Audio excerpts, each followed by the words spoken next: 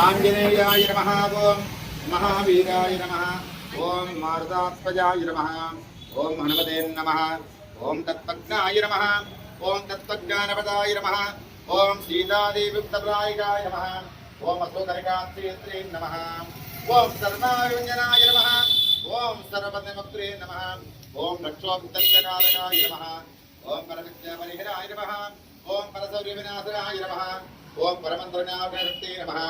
ओम परेन्द्रवेदकाय नमः ओम सर्वग्रहविनाशे नमः ओम भीमसेन स्वामिकृते नमः ओम सरस्वत्याय नमः ओम सर्ववचाय नमः ओम नमोजवाय नमः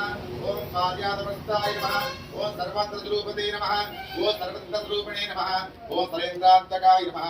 ओम कविश्राय नमः ओम महाकायाय नमः ओम सर्वलोकनाय नमः ओम प्रभवे नमः ओम परमदिगराय नमः सर्वविद्या संपन्नकाय नमः ओम नवसेनानायकाय नमः ओम अमृतचंद्राणाय नमः ओम कुमारब्रह्मचार्य नमः ओम रत्नपुष्पदीप्तिपते नमः ओम संचलद्वारसंकल्पमानकोट्याय नमः